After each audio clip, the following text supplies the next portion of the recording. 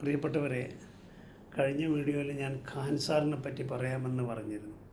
ആ ഖാൻ സാറിനെ പറ്റി പറയുന്നതിന് മുമ്പ് കഴിഞ്ഞ വീഡിയോയിൽ പരാമർശിച്ച കോടിക്കണക്കിന് രൂപ ടേൺ ഓവറുള്ള എൻട്രൻസ് ബിസിനസ്സിനെ ബാധിക്കുന്ന തരത്തിൽ ഖാൻ സാർ പ്രവർത്തിച്ചതിൻ്റെ പേരിലാണ് ഇപ്പോൾ അദ്ദേഹം പ്രതിക്കൂട്ടിലായിരിക്കുന്നതെന്ന് ആദ്യം മനസ്സിലാക്കുക. ഇന്ത്യയിലെ ഏറ്റവും ജനപ്രിയനായ അധ്യാപകനും യൂട്യൂബറുമാണ് ഖാൻ സാർ എന്നറിയപ്പെടുന്ന ഫൈസൽ ഖാൻ.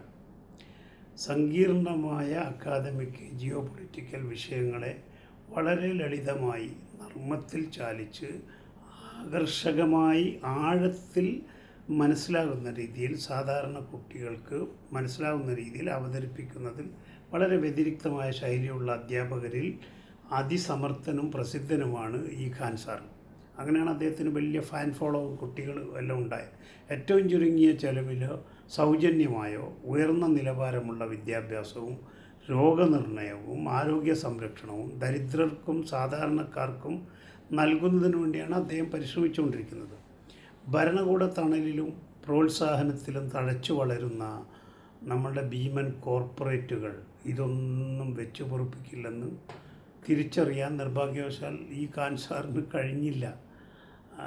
ഈ പുതിയ ഭാരതത്തിൽ അദ്ദേഹത്തിൻ്റെ പേര് തന്നെ വലിയ അപരാധമാണ് എന്നും ആ മനുഷ്യൻ തിരിച്ചറിഞ്ഞില്ല. 1993 ഉത്തർപ്രദേശിലെ ദേവറയിലാണ് ഈ ഖാൻ ജനിച്ചത്. അലഹബാദ് ഇപ്പോൾ പ്രയാഗ്രാജ് സർവകലാശാലയിൽ നിന്ന് ശാസ്ത്രത്തിലും ഭൂമിശാസ്ത്രത്തിലും ബിരുദാനന്തര ബിരുദം അദ്ദേഹം നേടിയിട്ടുണ്ട്, പോസ്റ്റ് ഗ്രാജുവേറ്റ്.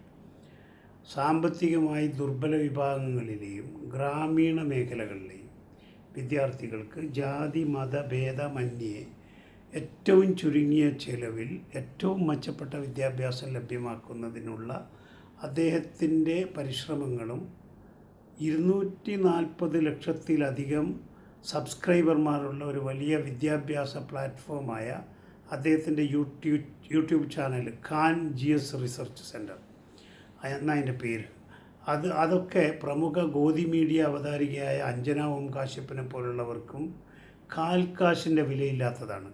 2 കോടിക്ക എന്നാണ് അവർ ഖാൻ സാറിനെ വിശേഷിപ്പിച്ചത്. മാത്രമല്ല മറ്റു ചിലർക്കൊക്കെ ഇതൊക്കെ ദേശദ്രോഹ പ്രവർത്തനങ്ങളായി മാറുകയും ചെയ്തു. ഒരിക്കൽ അദ്ദേഹത്തിന് ഒരു കോർപ്പറേറ്റ് എഡ്യൂടെക് പ്ലാറ്റ്ഫോമിൽ നിന്ന് 107 കോടിയുടെ ഓഫർ വന്നു അദ്ദേഹത്തിൻ്റെ ഇത് വിൽക്കുന്നതെന്ന് ചോദിച്ചിട്ട്. അദ്ദേഹം അത് നിരസിച്ചു കളഞ്ഞു. കാരണം അവർ ഭീമമായ ഫീസ് വാങ്ങുമെന്ന് അദ്ദേഹത്തിന് അറിയാം.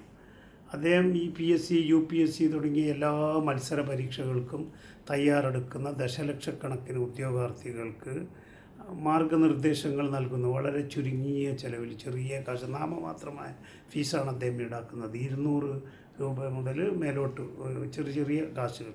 മത്സര പരീക്ഷയ്ക്കുള്ള അടിസ്ഥാന കോഴ്സുകൾ, തത്സമയ ക്ലാസ്സുകൾ കൊടുക്കും. പിന്നെ അതുപോലെ ടെസ്റ്റ് സീരീസ് എന്നിവയൊക്കെയാണ് അദ്ദേഹം നൽകുന്നത്.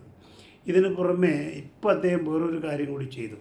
ആരോഗ്യ സംരക്ഷണ രംഗത്തേക്ക് അദ്ദേഹം വന്നു. പട്നയിലെ മാർക്കറ്റ് നിരക്കിനേക്കാളും വളരെ കുറഞ്ഞ കാശിന് രക്തപരിശോധന, ഡയഗ്നോസ്റ്റിക് സേവനങ്ങൾ, ഡയാലിസിസ് സെൻ്ററുകൾ സ്ഥാപിച്ചു.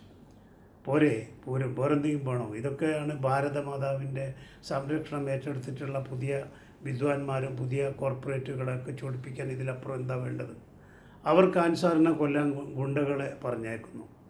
അവർ വന്നിട്ട് ഖാൻ സാറിൻ്റെ സ്ഥാപനത്തിൽ വെടിവെക്കുന്നു. സ്ഥാപനത്തിലെ സെക്യൂരിറ്റിക്കാർക്ക് നേരെ വെടിവെച്ചപ്പോൾ സെക്യൂരിറ്റിക്കാർ തിരിച്ചു വെടിവെക്കുന്നു.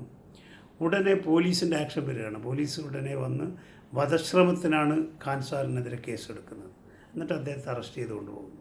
ബാക്കിയൊക്കെ ഇപ്പോൾ നിങ്ങൾ വർത്തമാനകാല സംഭവമായി നമ്മളുടെ നാട്ടിൽ മുമ്പിൽ നടന്നുകൊണ്ടിരിക്കുന്ന കാര്യങ്ങളാണ്. അതായത് അപ്പോൾ ഇതാണ് ഈ ജൻസികൾ ബീഹാറിൽ നടത്തുന്ന ഒരു പ്രക്ഷോഭത്തിൻ്റെ വേറൊരു കാരണം ഇതും കൂടിയാണ്. ഇപ്പോൾ മൊത്തത്തിൽ പറഞ്ഞാൽ വിദ്യാഭ്യാസ രംഗത്ത് പ്രവർത്തിക്കുന്ന സാധാരണക്കാർക്ക് വിദ്യാഭ്യാസം നൽകുന്നതിന് വേണ്ടി പ്രവർത്തിക്കുന്ന ആളുകളെ ഒന്നും വച്ചു പൊറുപ്പിക്കില്ല എന്ന് ദൃഢപ്രതിജ്ഞയെടുത്ത കോർപ്പറേറ്റുകളും അവരുടെ ശിങ്കടികളും അവരുടെ ഗുണ്ടകളും അവർ മതത്തിൻ്റെ പേര് പറഞ്ഞ് ജനങ്ങളെ ഭിന്നിപ്പിച്ച് ജനങ്ങളുടെ തലയിലേക്ക് വെറുതെ ആവശ്യമില്ലാതെ മതാന്ധത തിരുകിക്കയറ്റി വിദ്യാഭ്യാസത്തിനെതിരെ ഉള്ള പ്രവർത്തനങ്ങൾ നടത്തുകയും സാധാരണക്കാരുടെ മക്കൾ പഠിക്കണ്ട എന്നുള്ള ഒരു ലൈന് തന്നെയാണെന്നാണ് നമുക്കൊക്കെ മനസ്സിലാവുന്നത്.